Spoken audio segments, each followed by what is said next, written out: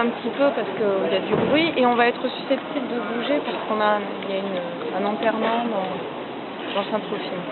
On va faire le portail ce matin, donc ça c'est ce dont on va parler lors de la deuxième séance, vous savez la séance facultative sur le fait religieux, sur l'iconographie, etc.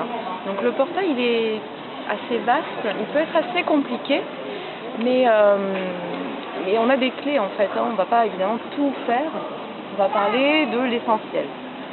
Donc l'essentiel ici, bon ça je ne le dis pas forcément aux élèves, mais l'essentiel ici, en fait la thématique essentielle du portail, c'est le jugement dernier. Je vous parlais tout à l'heure du sentiment de peur, pour mieux contrôler, on est en plein dedans. Alors il faut ici utiliser une méthode qui marche bien, d'ailleurs c'est un enseignant qui me l'a donné, c'est la description, interprétation. Donc on va leur demander de décrire. Et c'est pas si évident que ça. D'ailleurs pour vous, pour ceux qui n'ont jamais fait l'exercice avec moi, c'est compliqué. Donc quel est le personnage ou quelle est la sculpture que l'on voit en premier? Oui. Donc il est au milieu. Oui. Et puis il est assis. Vous m'avez dit il. D'ailleurs c'est intéressant ça. C'est-à-dire il est barbu. Donc c'est... Ah non, là vous interprétez. C'est mignon. Alors il est assis, il est au milieu. Pourquoi est-ce qu'on le voit en premier? Il est plus grand. Il est plus grand, il est plus gros. Et puis quoi d'autre? Il lève ses doigts. Il est en relief. C'est pour ça aussi qu'on le voit. Décrivez-le moi maintenant. Donc il est assis. Il a deux doigts levés. Il est nu-pieds. Il est pieds nus. Il a un livre. Une couronne avec une croix. Il a une couronne. Vous connaissez tout par cœur. Il a une couronne avec... Non mais je vois. On l'a pas dit. Avec une croix, effectivement. Il est entouré de 4... Alors, on s'en occupe pas pour l'instant. Effectivement, il est entouré. Comment est-il habillé? moderne. Ah, on dit moderne, on dit toge. Il est habillé en toge, effectivement. Alors voilà, on a absolument décrit tout ce qu'il y avait à décrire. Maintenant, on va pouvoir se permettre d'interpréter. Et là, les élèves, culture religieuse ou pas, ça aide. Donc, il est assis, il est en toge. Donc, il vivait à l'époque antique. Il a une couronne, donc c'est un... Mais il y a une croix sur sa couronne, donc c'est le roi des... Là, ça se complique un petit peu. Le roi des chrétiens, effectivement. Mais c'est un roi qui est pieds nus. Pourquoi est-ce qu'un roi était pieds nus? Parce que généralement, un roi est pieds nus. Pour l'humilité, donner l'exemple. Alors là, vous allez très loin. Hein. C'est pas ça. C'est exactement ça. Mais pour faire trouver ça aux élèves, l'humilité, ça vient... Le retour Pourquoi est-ce qu'un roi aux sources. pauvre? Le retour aux sources. Voilà. Qu'est-ce qu'il veut montrer? Donc voilà, on va travailler là-dessus. Hein. Pourquoi est-ce qu'il veut être comme un pauvre? Quelle est l'idée derrière ça? Jusqu'à arriver au mot, dans le meilleur des cas, humilité, mais sinon on leur donne. Mais voilà, comprendre ce principe-là. Donc le roi des chrétiens qui vivait à l'époque antique, là il trouve... C'est Jésus. Jésus, alors là quand je vais un peu plus loin, il est entouré effectivement de 4 personnages. À vous, je vous dis que c'est les 4 évangélistes, mais qu'est-ce qu'on voit comme personnage? Un ange, un taureau, un aigle et un lion. Là, par contre, je vais vraiment rentrer dans l'explication en disant que Jésus est connu grâce à un livre. Donc je leur demande quel est le livre des chrétiens. Souvent ils connaissent. Vous avez bien fait votre travail. La Bible, et là évidemment je fais le lien entre les autres religions. Quel est le livre des musulmans? Quel est le livre des juifs? Alors le livre des musulmans ça vient régulièrement, le livre des juifs par contre, inconnu, la Torah.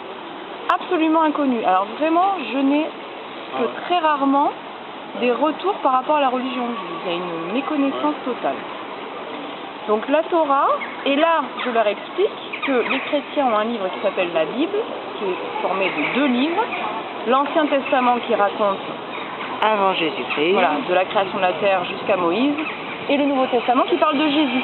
Et d'ailleurs, les Juifs et les chrétiens ont l'Ancien Testament en commun. La Torah, c'est l'Ancien Testament. Voilà, je reviens là-dessus. Donc, le Nouveau Testament parle de Jésus. On a 4 versions du Nouveau Testament, écrites par 4 personnes différentes, qui sont représentées ici. Et là, je leur explique.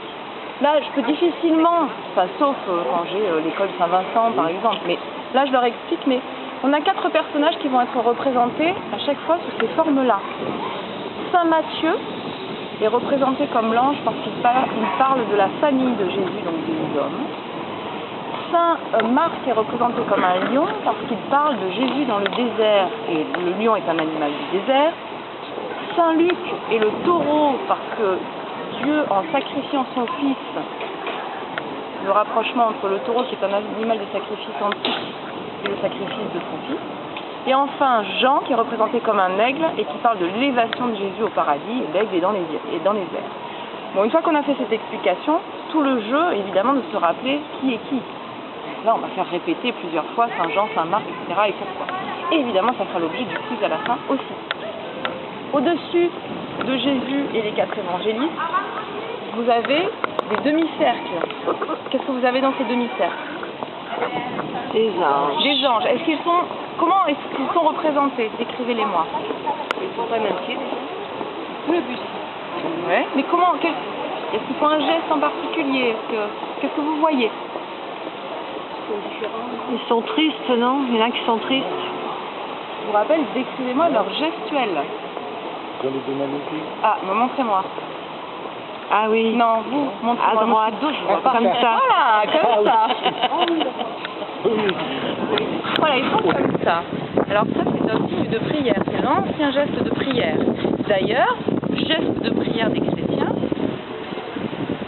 que les musulmans ont en commun. Donc là, je demande, s'il y a des musulmans qui savent, je leur demande de me montrer comment les musulmans prient. Il y a un peu ce geste en commun. Par contre, aujourd'hui, on prie plus comme ça, enfin les chrétiens ne prient plus comme ça, mais comme ça. Donc ça aussi, je leur demande, est-ce qu'ils le savent. Mais ils ne sont pas tous comme ça, ces anges.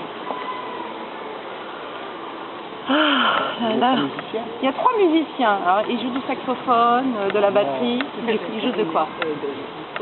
De la corne. Oui, voilà, hein, corne, trompette, j'accepte aussi trompette. Oui, ils soufflent dans une corne et ils annoncent le jugement dernier. Les chrétiens croient qu'à la fin des temps, on entendrait le son d'une corne, Jésus descendrait sur terre, tous les morts sortiraient de terre, ou en tout cas reprendraient forme humaine. On est en pleine période zombie, donc ça va. Voilà, ça marche très bien. Et toutes les âmes seraient jugées. Donc ceux qui n'auraient commis aucune faute iraient, et là je leur demande, généralement ils savent, le paradis.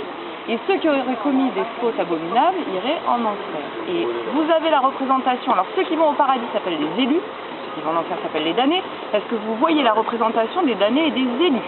Ceux qui brûlent, Voilà, alors où est-ce... enchaîner. Décrivez-moi où vous voyez les damnés. Là, ici, ils sont tous enchaînés. Alors ici, ça veut rien dire, je suis de dos, je vois rien. Pardon. Comment ça? Alors déjà, voilà, déjà à droite, ok. Ils sont nus, enchaînés. Alors où ça à droite? Parce qu'il y a beaucoup de choses. À l'extrême droite. Oui. Et donnez-moi des éléments pour aider tout le monde. colonnes. Au-dessus des colonnes. Qu'est-ce qu'on voit? On voit des flammes, Avant ça. on voit des chaînes. Avant ça. Des animaux. Avant ça. Qu'est-ce qu'on voit? C'est des objets. De quoi? Là, je leur dis souvent, c'est des saumons, des lapins. Des hommes? On voit des hommes, effectivement, en procession. Ouais. Ils se tiennent par les épaules. Ils se tiennent par les épaules. Ils sont nus, Ils sont nus. enchaînés, Ils sont enchaînés. et ils brûlent. Il y a des flammes sur leurs jambes. Effectivement. Là, voilà, tout le monde a vu. Important, hein, la description. Et quelle est leur direction? Alors vous allez trouver tout de suite, mais ça, j'essaie de faire trouver aux élèves. Qu'est-ce qu'il y a de particulier? Où est-ce qu'ils vont? De qui? De s'éloignent. Jésus. Oui, et même il lui Tourne le dos. il lui tourne le dos. Alors que les autres sont pas chez Alors que les autres qui se trouvent donc, du coup, à gauche. à gauche, qu'est-ce qu'on voit? Ils sont en procession eux aussi, mais ils sont habillés, Ouais. ils ne sont pas enchaînés Voilà. et ils ne sont pas enflammés.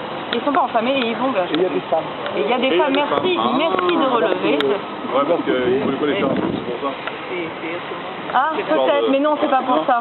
Non, non, non, c'est parce qu'il n'y a pas de femmes en enfer. Ah ouais, ça vous a Voilà. retenu, Non, non, mais effectivement, voilà, on peut, c'est important de travailler là-dessus aussi. Très bon. La nudité est honteuse, d'ailleurs les damnés sont nus, et évidemment il y a l'idée de ne pas représenter une femme nue aussi.